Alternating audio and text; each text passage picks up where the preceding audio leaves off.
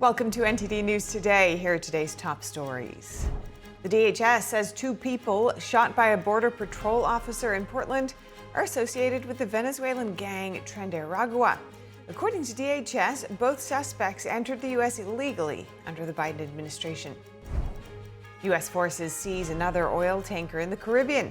The seizure comes as the Trump administration works to control Venezuelan oil exports. President Trump meeting with oil company executives today to talk about Venezuela's energy sector, and the president providing an update on a second wave of attacks that was canceled. Iran's supreme leader ramps up tensions, signaling a possible violent crackdown on protesters, despite President Trump vowing to hit the Islamic Republic hard if it starts killing demonstrators. Russia says it launched a missile strikes at Ukraine in retaliation for what it claims was a drone attack on President Vladimir Putin's residence.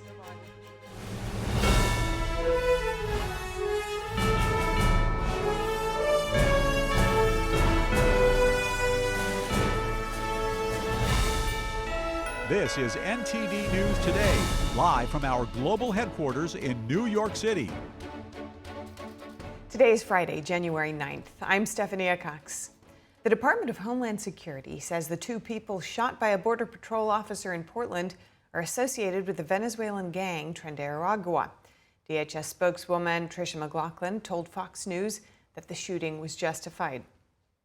Our law enforcement officers pulled them over as they were approaching the vehicle. When the subjects realized who our law enforcement were, they pulled forward, attempting to hit our law enforcement. And that's when our agent, he again followed his training and fired defensive shots. According to DHS, both suspects entered the U.S. illegally under the Biden administration. Both were released into the country. DHS said the male suspect had been arrested for driving under the influence and unauthorized use of the vehicle. He had already been subject to a final order of removal. The department said the female suspect was part of a Tren De Aragua prostitution ring. DHS added that she was involved in a prior shooting in Portland. The department said the 2 suspects are not married, despite earlier reports. Meanwhile, Oregon's Attorney General announced an investigation into the shooting. And meanwhile, after the altercation last night, Portland Police Bureau says 6 people were arrested near an ICE facility. Those arrested range in age from 24 to 48. Most are from the greater Portland area. All 6 were booked on suspicion of second-degree disorderly conduct. Police say they asked protesters to move to the sidewalk and to stop blocking traffic. That request was made around 9 p.m. local time.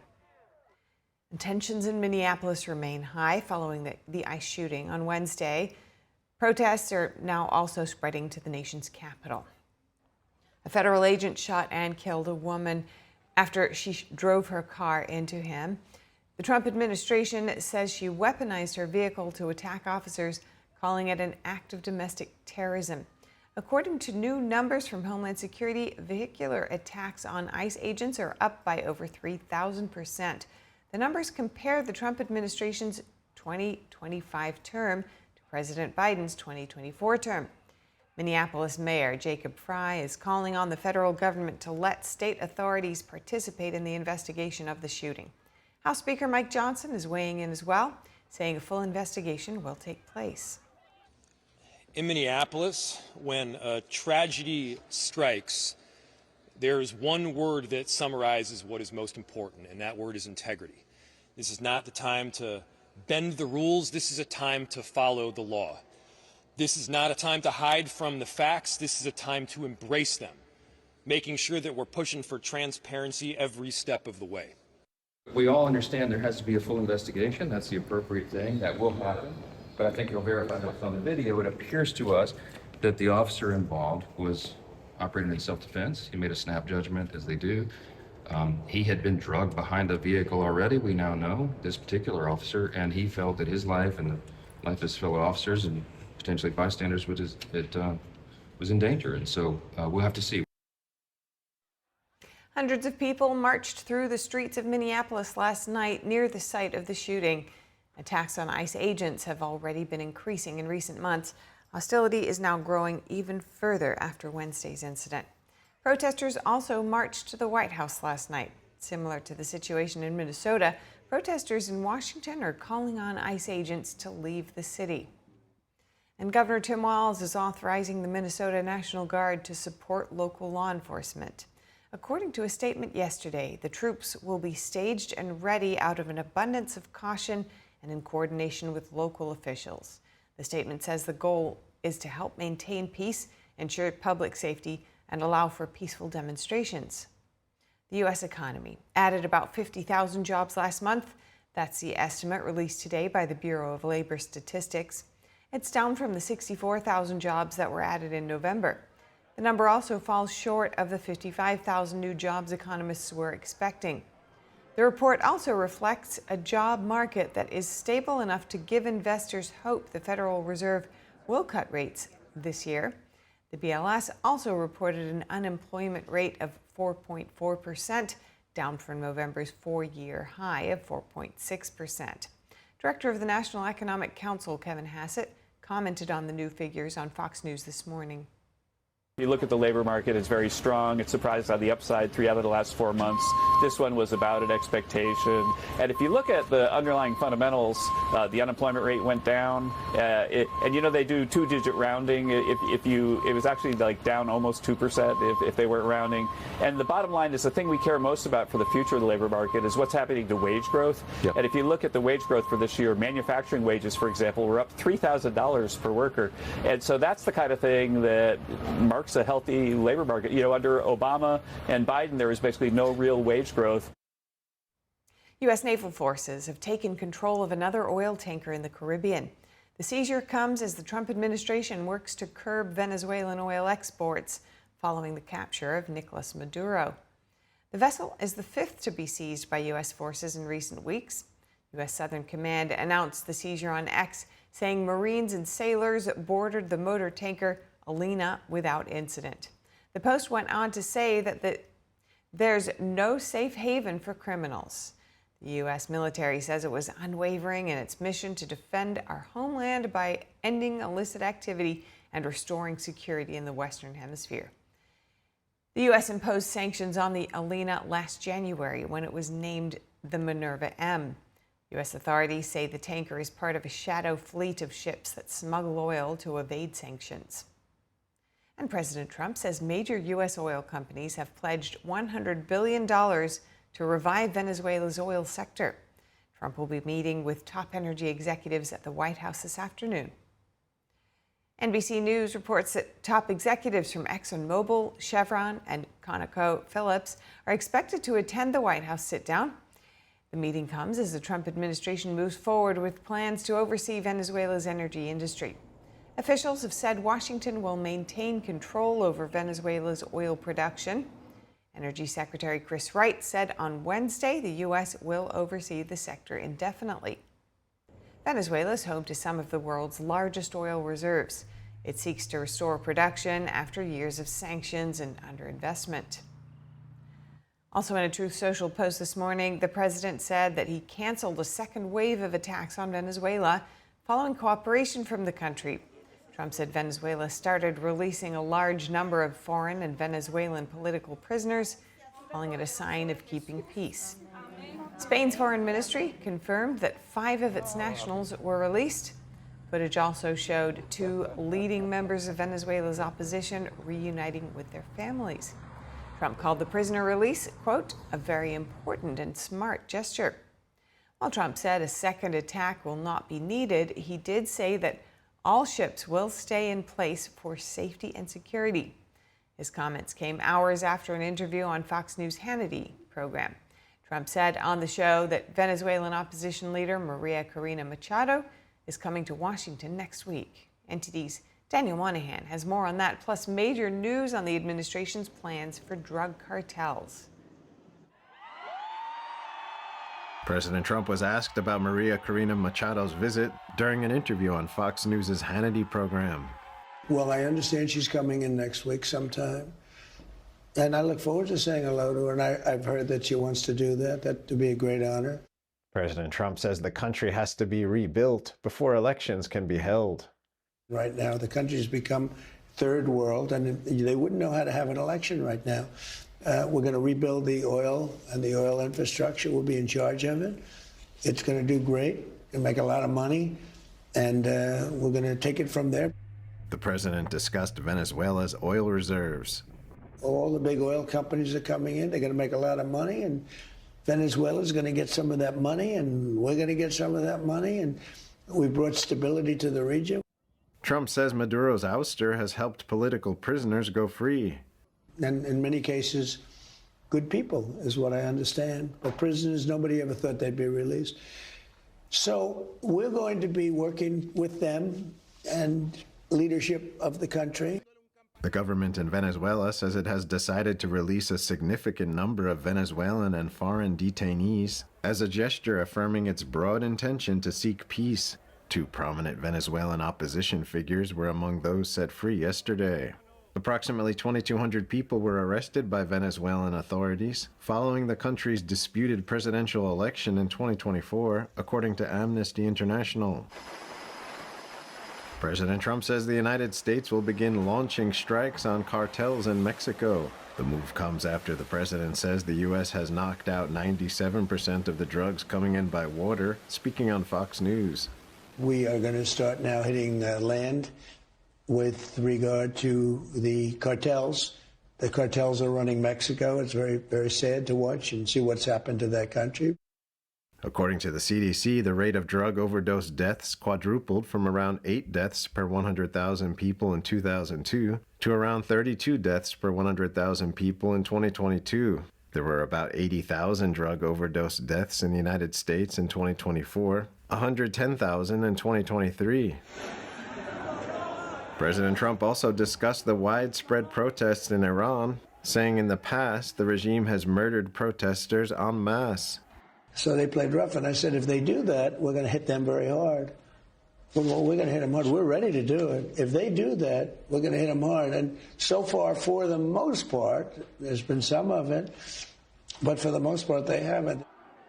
The president expressed admiration for the Iranian people and repeated his warning. These people are totally unarmed people, and they love their country. They want something to happen. Look at their country. They've gone back 150 years. But I've told them that if they do anything bad to these people, we're going to hit them very hard.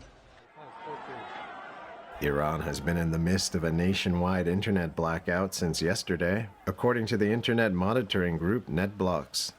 The tactic has been used in the past by the regime during violent crackdowns to prevent footage from showing the killing and to shut down communication. Daniel Monahan, NTD News. Thanks to Daniel for that report. And coming up, the Supreme Court issues no ruling on a major tariff case. An economist joins us to dig deeper. And attorneys general in 5 Democratic-led states have filed a lawsuit against the Trump administration over its freeze of public benefit programs. That and more after this.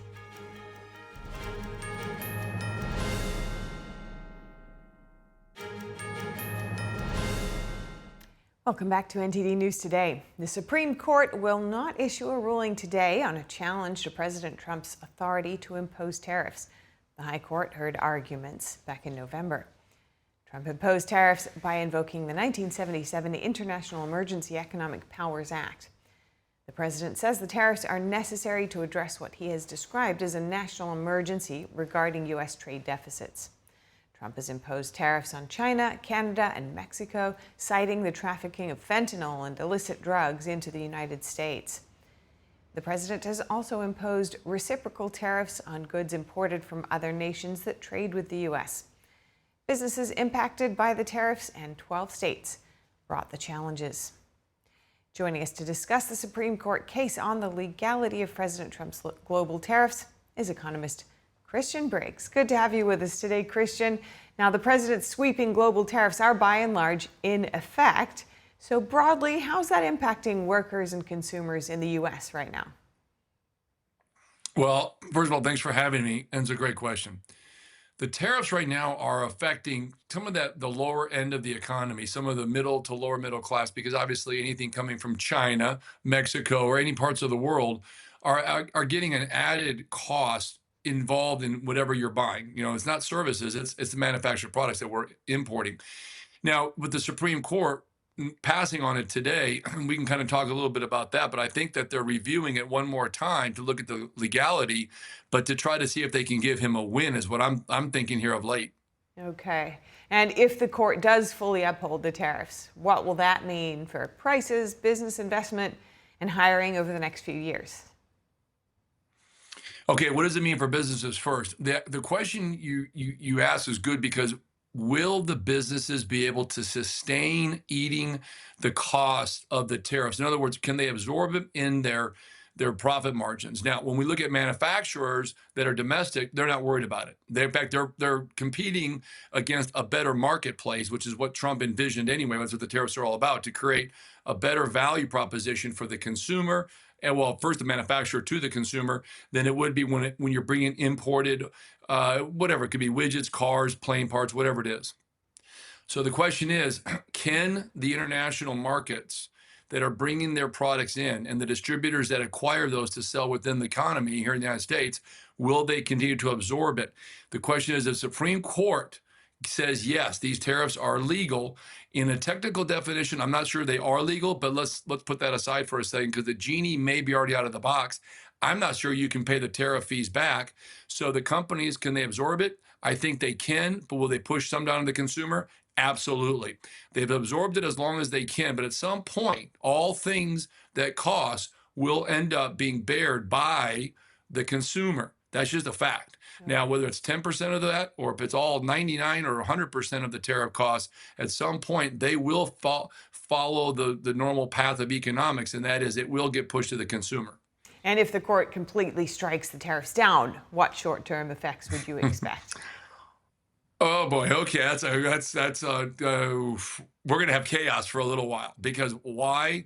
Because Plan B that the president already has is ready to go, and it may also circumvent or kind of pivot around the legality of the tariffs, because tariffs are a tax by the true definition of what they are. We can sugarcoat it, but they are a tax on the people. But if they do strike them down, the question is, and there's already a marketplace, people are already buying and selling the parts of which we paid into the tariffs. If you're a corporation, you paid into the tariffs because you're importing a lot of manufactured goods, like Walmart, Target, or any distributor that sells to them.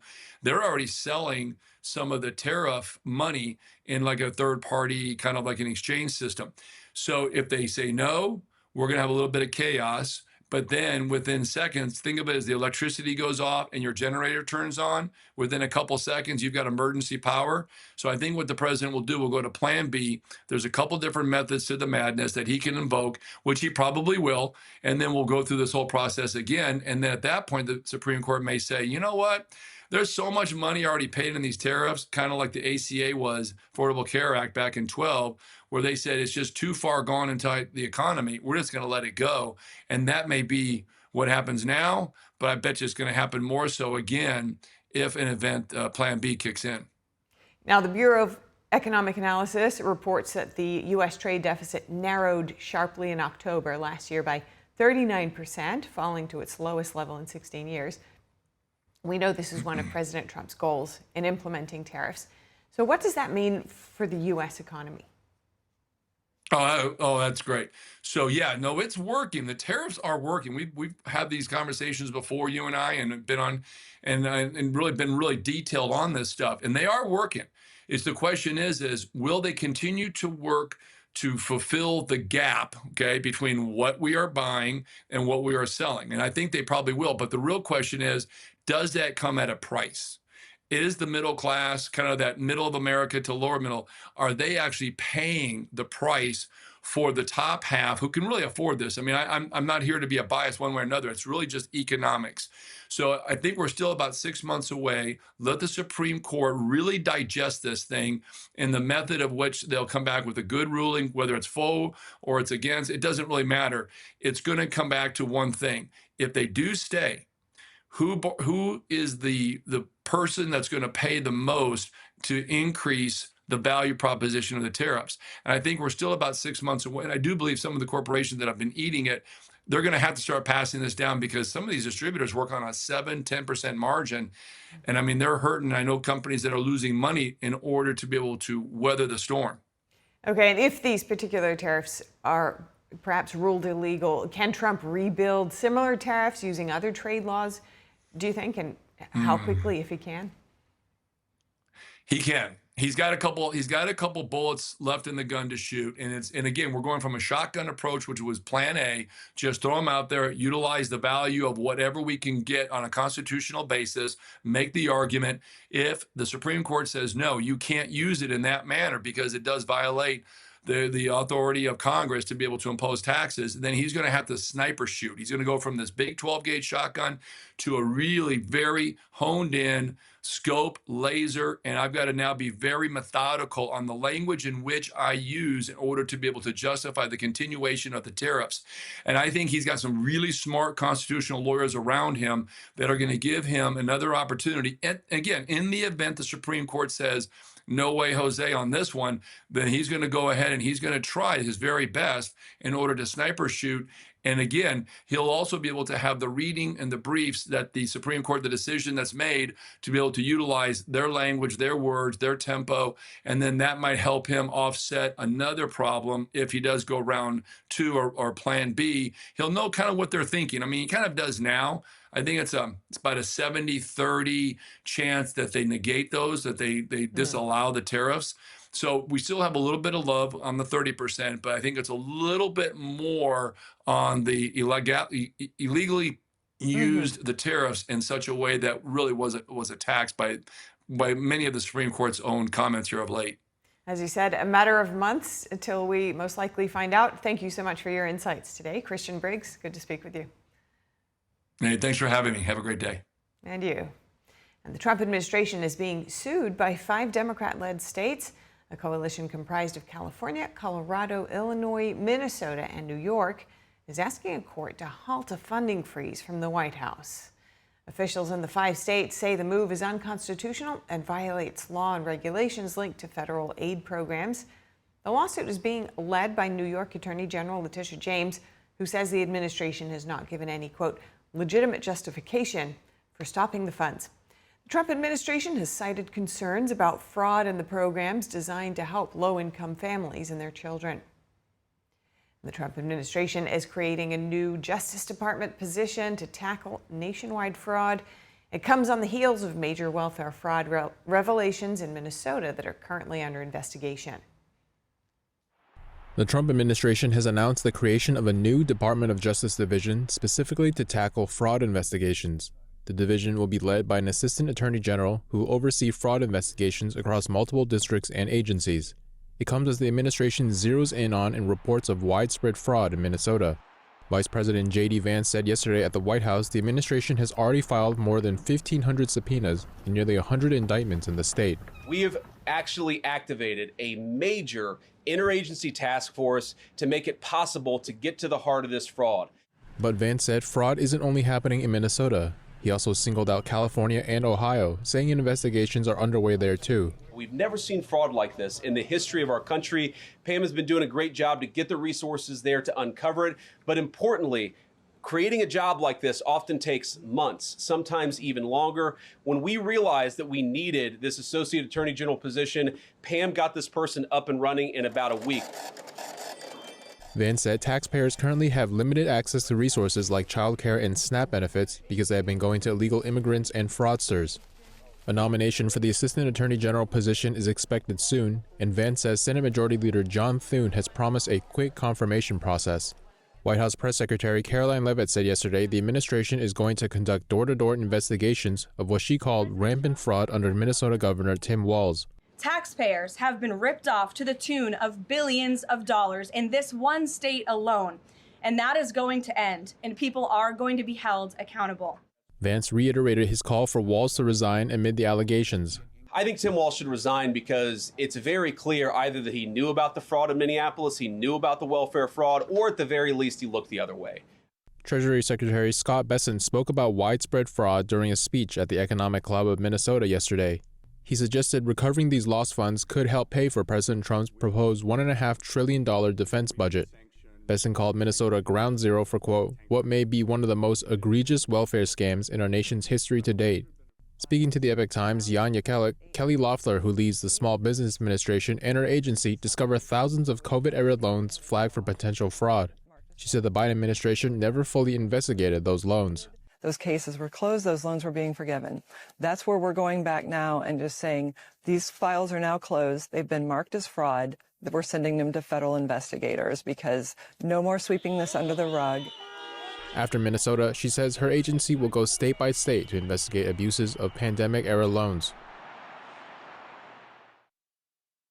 Drug prices are moving in a favorable direction for patients. Johnson & Johnson said yesterday it struck a deal with the Trump administration to lower drug prices in exchange for tariff relief.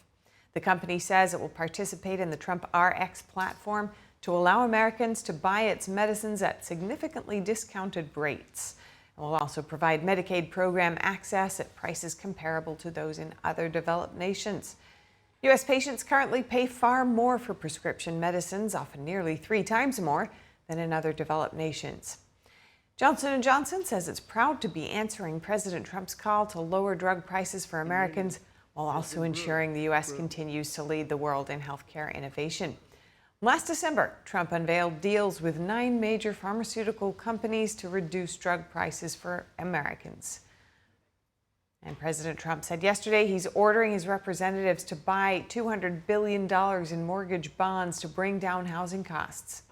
Trump wrote on Truth Social, quote, because I chose not to sell Fannie Mae and Freddie Mac in my first term, it's now worth many times that amount, an absolute fortune, and has $200 billion in cash. The 2 companies have been under government conservatorship since the 2008 financial crisis. Trump says purchasing the mortgage bonds will drive mortgage rates and monthly payments down and make the cost of owning a home more affordable. The announcement comes after Trump said Wednesday he plans on banning large institutional investors from purchasing more single-family homes in an effort to lower housing costs.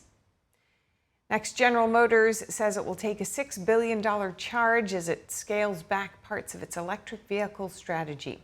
The car maker cites weaker demand and changes in federal policy. GM said the charge reflects a reassessment of EV production plans in North America as consumer interest cooled and government incentives declined. Around $2 billion of the charge is tied to non-cash write-downs. The remaining $4 billion covers supplier settlements and canceled investments. GM said it became the second largest EV seller in North America in late 2024, but demand slowed in 2025 after tax credits were eliminated and emissions rules eased. The automaker has since shifted some factories back to gasoline-powered vehicles and reduced battery investments. Coming up, Swiss prosecutors have summoned the owners of a ski resort bar after the New Year's fire that killed 40 people. Investigators are probing possible negligence. And a landfill collapses in the central Philippines, killing at least 2 people and leaving 36 others missing.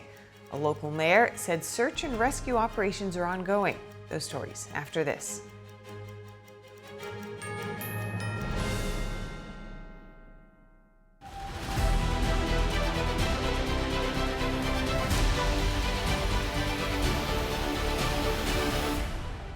I'm Stephania Cox, and this is World Watch. Russia says it fired its hypersonic Oreshnik missile at Ukraine in retaliation for what it claims was a drone attack on President Vladimir Putin's residence. It's the second time Russia has fired the missile at Ukraine. Putin has claimed the Oreshnik missile is impossible to intercept because it's reported to travel at 10 times the speed of sound. Ukrainian officials also say overnight drone attacks killed 4 people, injured 19, and damaged residential areas in Kyiv. City officials say an emergency medic responding to the strikes is among the dead. Meanwhile, President Volodymyr Zelensky has said an agreement on security guarantees with the United States was ready to be signed at the highest level. He added that discussions had also advanced on documents covering Ukraine's reconstruction and economic development. He also warned that Moscow was trying to exploit winter weather to attack Ukraine and reiterated calls for continued international support. Spanish police have arrested 34 people in a nationwide operation against an international crime ring. The organization, known as Black Axe, faces accusations of fraud, money laundering, and forgery. Black Axe originated in Nigeria in the late 1970s. The group has since evolved into a structured, violent criminal organization dealing mainly in cyber financial crime.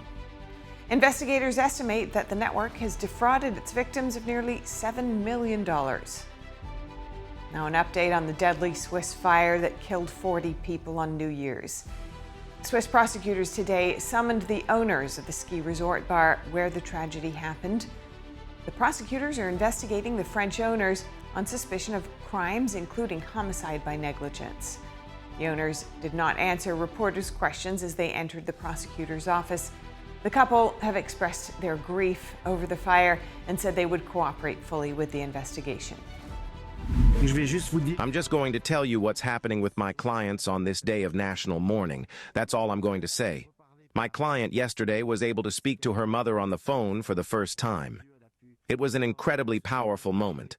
Thank God she was able to. Her vocal cords have reactivated. We need to go see what's happening now, so I have to leave you now. More than half of the 40 people killed in the blaze were teenagers, and a further 116 people were injured, many seriously. Prosecutors said last weekend that the legal criteria to detain the couple had so far not been met. Witnesses and prosecutors have said the blaze appeared to have been started by the use of sparkling candles that set foam soundproofing on the basement ceiling alight. Questions remain about oversight at the bar. The local mayor admitted this week that the venue had missed multiple safety checks. The presidents of France and Italy are expected to attend a ceremony today in a nearby town to mark the tragedy and remember the victims.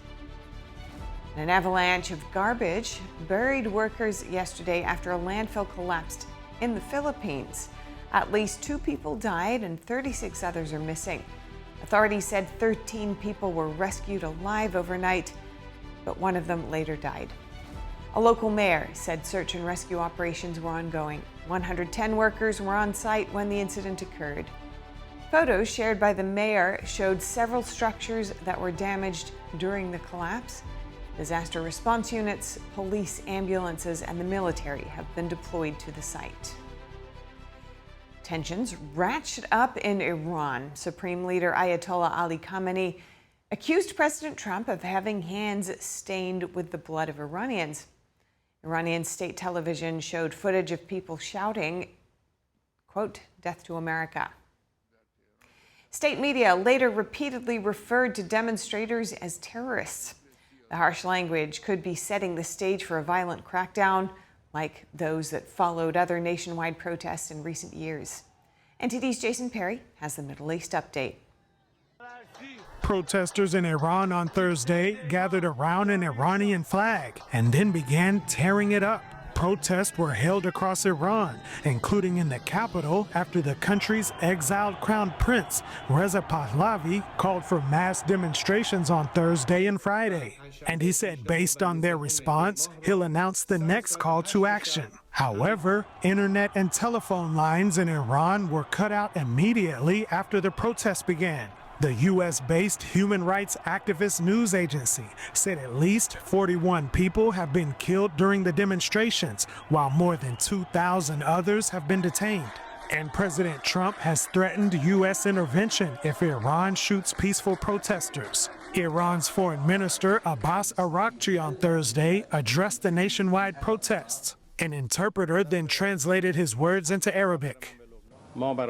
We are ready for any situation. We do not want war, but we are ready for it. We are also ready for negotiations, but negotiations that are based on mutual interests and respect. Jason Perry, NTD News. Coming up in college football, one half of the championship game is all set, but who'll face Miami for the title? NTD's Dave Martin joins us to discuss when we come back.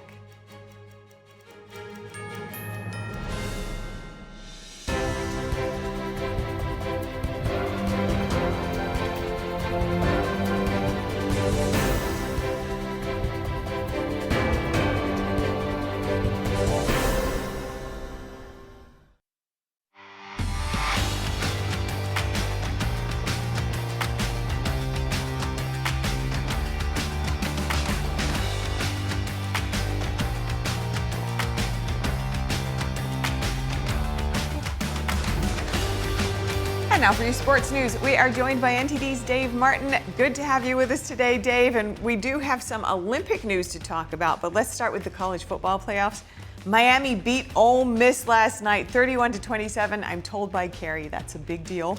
They're advancing to the championship game. What did you make of it? Carrie is right, it is a big deal. Now, as for the game, I would say started slow, ended great. Really, Miami they really dominated the first 3 quarters. It just didn't quite show up on the scoreboard. I think heading into the final quarter, they had been on offense for 33 of the 45 minutes at that point, but they only led by 1 point in the game. I mean, they came so close to intercepting Rebels quarterback Trinidad Chambliss on at least 2 occasions, but never actually forced a turnover. I mean, 2 hands on the ball, just could not actually come up with it. In any case, Miami was up 17-16 heading into the 4th.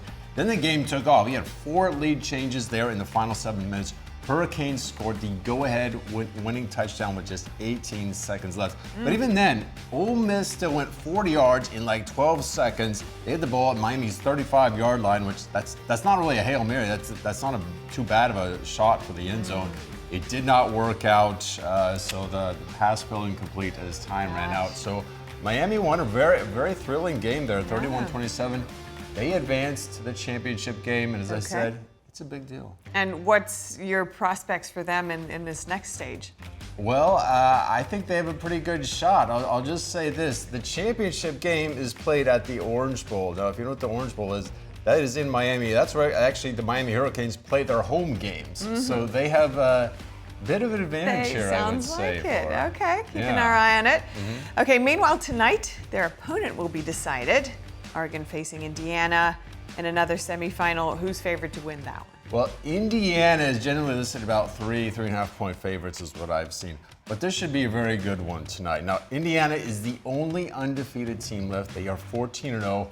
Oregon right behind them, they're 13-1. Their one loss is to Indiana. That was 30-20. They played back on October 11th. Like 3 months ago now, and that was in Eugene, Oregon, so very difficult to win there. Now, as impressive as Indiana was in that game and their last time out, they just whipped Alabama. I gotta say, whipped them 38-3 the last time out. That really much shocked everybody. It's very difficult to beat the same, top 5 opponent twice in one season. I would think Oregon is definitely gonna want to get revenge here after that loss. I really think Oregon is going to pull the slight upset here tonight and then face Miami in the Orange Bowl, and that'll be a week and a half. I think that's a week from Monday night in the championship game, but I think it should be a very good one tonight. Yeah, some tough competition. I'm looking forward to watching. Okay. I'm sure you are too. I am too, as you know. Okay, let's talk about the Winter Olympics as we had forecast. American snowboarding star Chloe Kim said she dislocated her shoulder during training this week. I saw that clip of her. How devastating. I mean, I know, right? She's trying to be the first woman to win 3 straight golds in the half-pipe competition in those Winter Games, which start February 6th, so less than a month from now. Those plans may be put on hold. Let's actually listen to what she said here, and she shows the actual accident. I'm currently in Switzerland, and on my second day of training, I took the silliest fall. I'll insert it here.